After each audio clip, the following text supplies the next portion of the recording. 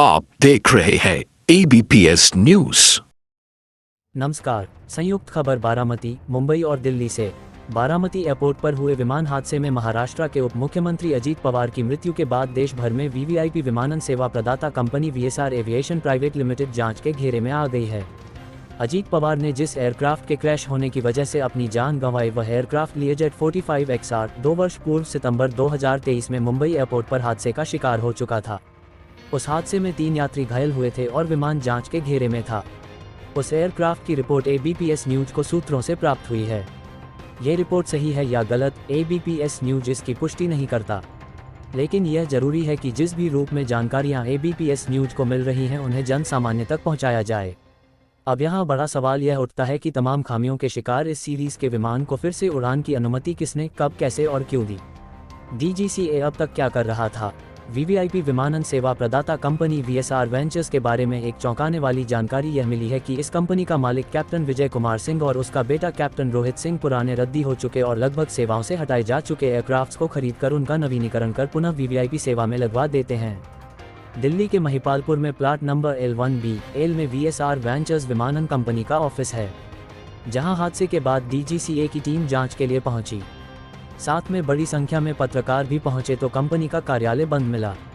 विजय और रोहित पिता पुत्र के साथ बिजनेस पार्टनर भी हैं। पेशे से दोनों ही पायलट हैं। यह विमानन कंपनी सामान्यतः दिल्ली से सभी बड़े शहरों के लिए air ambulance, private jet aircraft lease और एम्प्टी लेग फ्लाइट्स जैसी सुविधाएं प्रदान करती है। जब पत्रकारों ने विजय से घटना के संबंध में चर्चा की तो उन्होंने सीधे तौर पर पायलट कैप्टन शांभवी पाठक को इसके लिए जिम्मेदार ठहराया, जबकि कैप्टन शांभवी पाठक एक उच्च प्रशिक्षित पायलट थी और उन्हें विमान उड़ाने का 16,000 घंटे से अधिक का अनुभव था। VSR वेंचर्स से जुड़ने से पूर्व कैप्टन शांभवी नामी विमानन कंपनियों में सेवाएं दे चुकी थीं। बारामती में विमान हादसे के बाद सूत्रों ने कंपनी के मालिक कैप्टन रोहित सिंह से कई बार संपर्क करने की कोशिश की, लेकिन रोहित कॉल नहीं उठा रहा है और न ही VSR वेंचर्स विमानन कंपनी का कोई भी स्टाफ मेंबर्स कोई जानकारी दे रहा है। कंपनी की इस लापरवाही के कारण देश ने अजीत पवार जैसा अच्छा और सक्षम नेता खो दिया। इसलिए अब DGCA को सख्ती से देश भर में VVIP विमानन सेवा प्रदाता कंपनियों की सख्ती से जांच करनी चाहिए और लापरवाह कंपनियों को ब्लैकलिस्टेड करना चाहिए। To say about it, the aircraft was absolutely fit to the best of our knowledge. The DGCA is investigating the matter. We are there with the DGCA team, and they will tell us. Primarily, it appears that there was low visibility. sir, but the aircraft took 2 loops before it Yes, lost. that is the reason. Because you know, उसमें ना तो आप थे ना मैं था, कोई नहीं था. वो पायलट का डिसीजन था. You know, he made an approach from runway 29, and then he carried out a missed approach. After which, again, he tried to make an attempt from runway 11. This is what I also have no contact with the pilots. They are not there. It is a very unfortunate incident. We are very sad about it. We are trying to first be with the family, solidly with the family who have lost their best next of kins. It's a very unfortunate incident. Primarily, it appears that the pilot could not see the runway, and that's why he would have carried out. But he has already taken 2 loops. How is it possible that he could not see? The pilot will carry out a missed approach in case if he's not comfortable to land on the runway. Very experienced pilot, more than 16,000 hours of experience. Very seasoned. The co-pilot was also 15,000 hours. 1,500 hours. And the captain was very experienced, instructor examiner material. He was with Sahara, he was with Jetlight, he was with Jet Airways, and he was very experienced on this type of aeroplane also. But the distance was almost more than 6 kilometers from the runway. Do you think it's possible that he could not have seen it, or there could have been any technical scan? I really don't know because I was not there. Because we are talking about the flight data record. I'm only talking of the information that I have got from the eyewitnesses. When was the last security check done on the aircraft? The aircraft was very well maintained.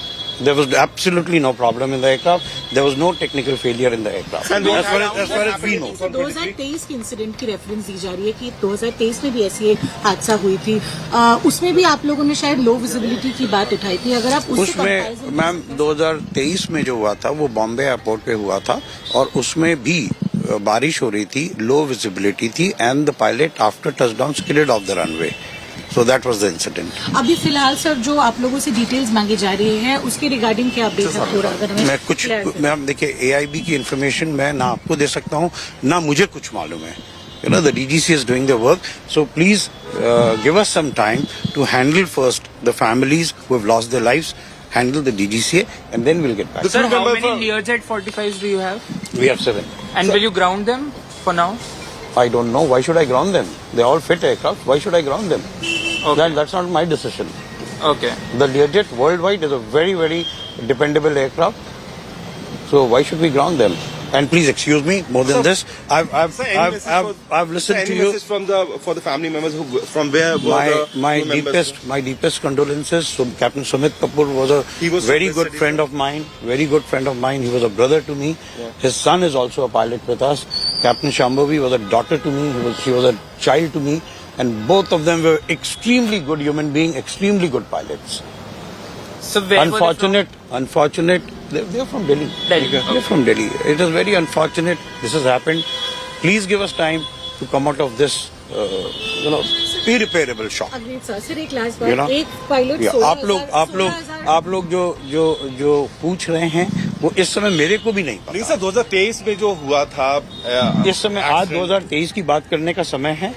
इस बार flight एकदम इस बार perfect था, बिल्कुल sir, आप perfect एक बार बस था। और ये मैं नहीं कह रहा हूँ। Technically the DGCA investigates. The DGCA can only speak. I cannot speak. Certainly, sir. I'm not the investigating authority. एक बार बता दीजिए कि कितने फ्लाइट आज कितने बजे हुआ, कितने बजे? एक्सपीरियंस मैं अंदाजन 8 और 8 और 9:15 के बीच में हुआ है। आपके पास कॉल आया थोड़ा? मेरे पास जब कॉल आया जब कि एयरक्राफ्ट इज क्रैश लैंडेड, तो उसके बाद there was no one to whom I could contact. ATC से बात नहीं हो पा रही because they are handling the crisis there. Okay, नहीं सर, मैं ये कह रही थी कि जो एक्सपीरियंस है आपके फ्लाइट पायलट्स का एक्सपीरियंस के बारे में बात करिए सर। कितना है वो एक बार? 16,000 घंटे से ज्यादा एक्सपीरियंस था कैप्टन सुमित कपूर का। And what was his age, sir? He was 61 or 62. Sir, when was the last time that this aircraft underwent airworthiness? It goes on periodically. What was the last It was a fit aircraft. What was the last time? I don't remember the dates, but it was a fit aircraft. आप देखते रहिए ABPS news, हर मसले पर हमारी नजर।